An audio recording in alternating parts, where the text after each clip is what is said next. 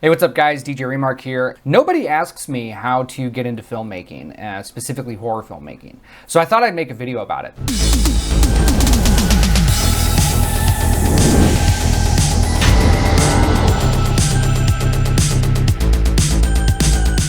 I started out with just my cell phone and a couple of friends, and that is what I would tell all of you. So thanks for watching.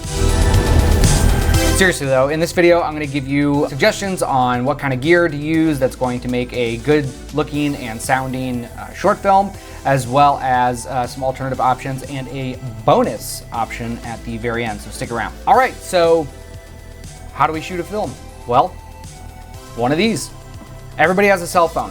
And if you are not working with a budget or you're working with a very, very low budget, cell phone cameras today are fine. They're passable to shoot your film. You're going to be utilizing everything else that goes into making a good looking horror film, which is lighting and sound and script and acting. So you are going to be forgiven 9 times out of 10 for using a cell phone to essentially shoot your short film. If you can afford a camera, I strongly recommend the Canon 6D Mark II. It's a DSLR camera. It's a very good camera, and it's very affordable. If you have a little bit more money, I would even splurge for the Blackmagic Pocket Cinema 4K. It's a fantastic camera, but for the sake of just getting started into filmmaking, cell phone or DSLR camera is the way to go. All right, so you got your camera, you're ready to shoot. All you have to do now is call action, right? Not so fast. Audio is often very overlooked in the indie film scene and specifically the horror genre. There are so many films out there that are great looking films, but the audio was not thought of until last, or they didn't put as much care into their audio. That is the one thing that's going to take an audience out of your film faster than anything else. I don't believe in ghost stories, Morgan. That was her superstition. I don't believe in ghost stories, Morgan. That was her superstition. You can shoot something, like I mentioned in the previous tip, on a cell phone, and if your audio is good, people are going to stay immersed in what they're seeing.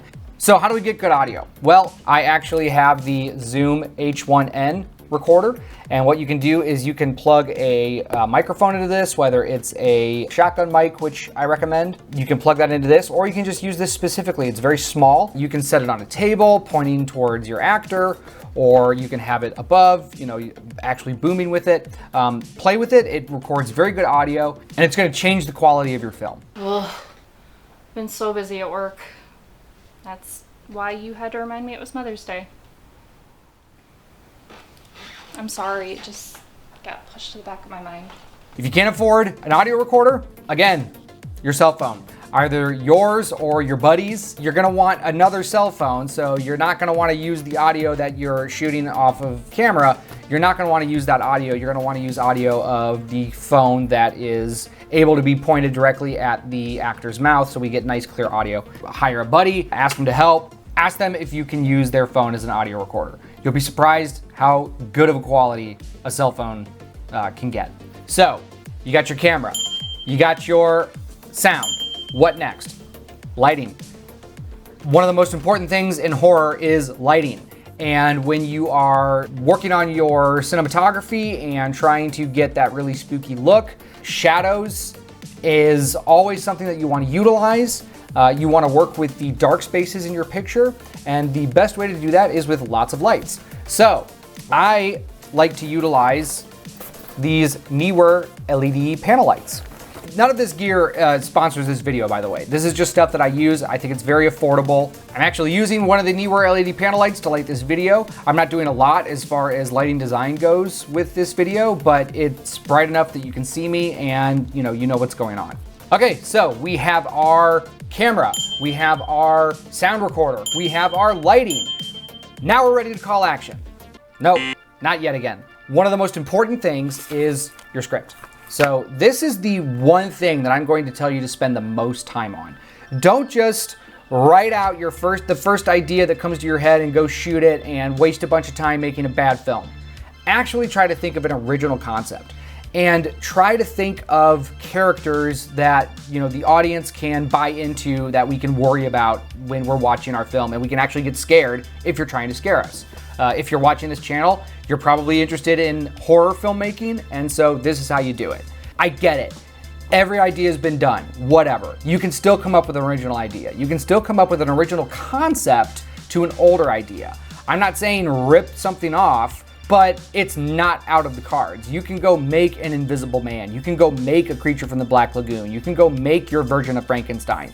Whatever it is. Don't just shit out some like Blood Fart Lake type script and go, this is it, because there are millions and millions of these types of movies, and why do that when you can stand out, you know? If you're gonna cut your teeth on short films, you might as well cut your teeth on trying to make something good, because all that's going to do is speed you into the next phase of your filmmaking career. You can spend a bunch of time making just terrible horror shorts, which if that's your bag, that's your bag. But if you wanna actually make a career out of this, really hone in on your script. Tell a good story, you know? Look up how to write horror. There's plenty of channels out there besides this one that you can watch that's gonna give you better advice on how to write a good horror script and how to scare people. So, good script, good audio, lighting, DSLR or cell phone camera. That's what you need, and some friends. I mean, you obviously need actors unless you're gonna be acting in your own short film, which, you know what, go for it. It's cheaper. But get some friends to help you shoot it. A lot of people, you would be surprised, are more than willing to take a couple hours out of their day to go help you shoot your short film. So the bonus tip, some of you might not like to hear this, but we live in an age, and AI is something that is very good as far as a tool to use for script drafting and idea bouncing.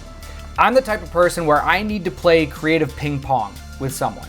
I need to be able to throw out an idea and have somebody take that idea, digest it a little bit, and then ping pong back another idea. Whether that's building on my original idea or taking it into a different direction or giving me something completely different that they think might be better. And I take that, digest it, think of something creative, and ping pong. And that's what I can do. If you are in a spot where you can't just call up your friend and go, hey, I need to play idea ping pong, then AI is a great tool to play that game with. You can open up ChatGPT and you can say, give me 5 creative horror ideas for a short film with one actor that takes place in a swamp. And what ChatGPT is gonna do is go, okay, here's some 5 ideas. And then you can read those and you can go, okay, I like this, I don't like that, I think this works with this idea, and then you can feed that back into ChatGPT. You can say, idea 1 is good, idea 2 is trash, idea 3 works with idea 4, so make 3 and 4 make sense with 1, and give me 5 more creative ideas. And it will. And you'd be surprised at how well these first draft ideas come out of ChatGPT. And then it's your responsibility to take those ideas and draft a script. Do not use what ChatGPT feeds you as a script. You need to write the script, you need to take that outline and make sure all of the story beats work, and you need to put the character into the story. Don't ever use ChatGPT to draft your script, because it's going to be trash, okay?